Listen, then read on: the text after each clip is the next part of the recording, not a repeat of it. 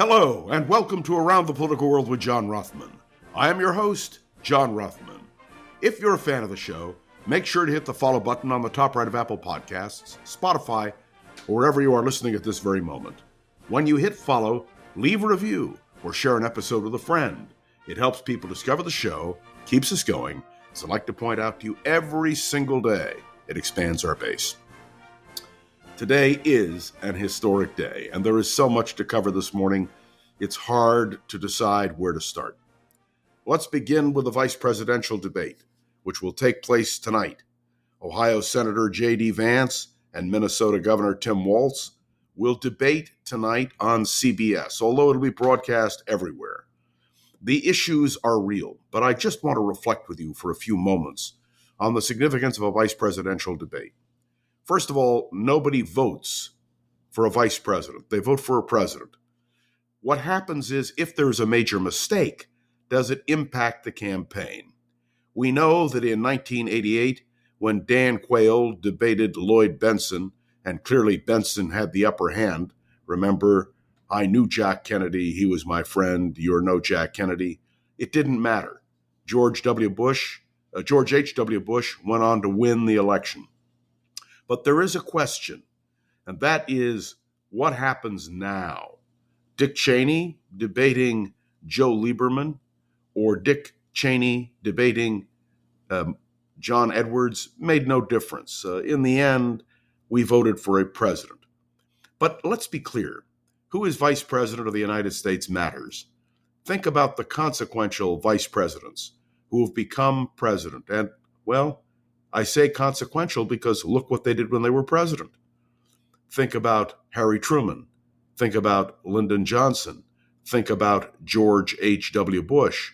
Think about those who have become president and who really probably wouldn't have had they not been vice president of the United States. That means that J.D. Vance, if the Republicans win, would be in line to be the Republican nominee for president at the end of a Trump second term. It means that J.D. Vance would be in line to be president of the United States. And as for Tim Walz, well, it's very simple. If he and Harris are elected, he's 60 years old. Think about it. He'd be 68 years old in 8 years, assuming Harris does 2 terms. But nonetheless, whoever is vice president is in line to be president. So we'll be watching tonight carefully. And of course, the tough questions are going to fly at J.D. Vance. Does he really believe that cats and dogs were eaten by Haitians?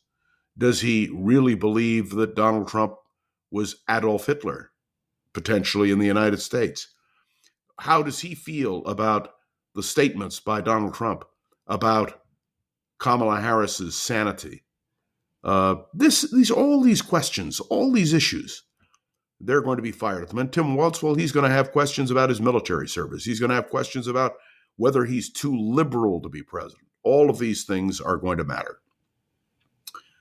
So tonight at 6 o'clock, I will be watching with great care to see who and what and how it is said as America meets the 2 candidates for vice president. And now let's turn to another issue, the question of the Middle East. We know that Israel has now engaged in a limited land operation in southern Lebanon in order to prevent what they call the potential for an October 7th attack by Hezbollah on Israel from the north. This issue is big because it involves Iran. Iran is without a doubt thinking about becoming involved. And the report that I just heard it from several sources, is that Iran is now threatening to fire off ballistic missiles aimed at Israel's major cities. The United States has reacted by beefing up our presence in the Middle East and by assuring Israel that we will leap to their defense if they are attacked by Iran. Is there a danger of escalation? You bet. Now, the vice presidential candidates are going to stand on a stage tonight, and we'll hear what they have to say. But what really matters is what Kamala Harris and Donald Trump have to say. So we wait with anticipation to see whether or not, after tonight, there will be an agreement to a second presidential debate. I say second because it would be between Harris and Trump. I think it is more important that we begin to talk about foreign policy. By the way, one of the questions you should be asked, Vance, is, does he still oppose aid to Ukraine? It's a critical question, particularly if he becomes president of the United States at some point in the near future. All of these questions need to be answered. And there is, I dare say, yet another issue which needs to be confronted tonight, and that is a woman's right to choose. We are seeing limitations on a woman's right to choose being enacted across this country. Even here in California, we have the state attorney general bringing a suit because a Catholic hospital refused to administer aid to a woman who was having a miscarriage. The reason, of course, is the potential for lawsuits and maybe religious scruples. But the simple truth is, a woman's right to choose is going to be critical in this campaign. And the latest polls show, if you believe the polls, that a majority of Republican women favor a woman's right to choose. There are many issues that are going to be on the table. And these are issues, whether it is domestic policy or foreign policy, that need to be confronted by the candidates. I am in favor of another joint appearance by Donald Trump and Kamala Harris.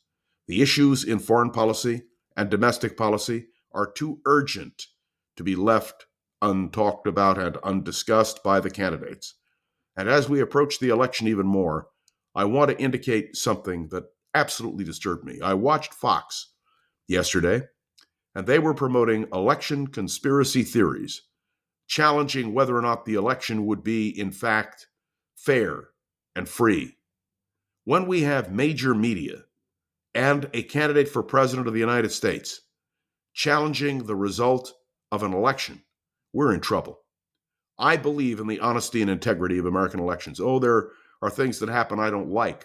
But on balance, we have always had free and fair elections. It is time for the Republican Party to stop spreading doubts and lies. It is time for Donald Trump to stop spreading doubts and lies. It is time for all of us to understand that when the Republican Party and when Donald Trump suggests that the President of the United States, Joe Biden, is not responding to Republican governors who are in critical states over the disaster that has taken place in terms of our weather throughout the southeast of the United States, when the President of the United States can sit in the Oval Office and say, of course he talked to the governors, and anyone who says he didn't is a liar. He was talking about Donald Trump. Conspiracy theories, partisan politics in the middle of a disaster, and a potential conflagration in the Middle East. These are issues that need to be addressed and discussed. I must tell you honestly and, candidly, I regret that we are not on the radio. I regret I can't have the kind of interaction I have always had through the years with those of you who've listened to me. So these are the things I will be looking for tonight. My wife, my sons, and yours truly will be sitting at 6 o'clock, watching, listening, and analyzing what is said by the candidates for vice president. We'll also keep a long eye on what's going on in the Middle East. And we, of course, will be concerned about the future of a woman's right to choose right here in the United States of America. Thanks for tuning into another episode of Around the Political World with John Rothman. I am John Rothman. Make sure to follow along and let me know your thoughts on the show by leaving a review on Apple Podcasts and sharing an episode with a friend or colleague so we can continue to grow and expand. That's our goal, of course. And we think we are performing a public service, and we hope you do too. My special appreciation to Gogo Zoger, the wonderful producer of this program, who makes sure we are up and running each and every day. Until tomorrow, this is John Rothman. See you then.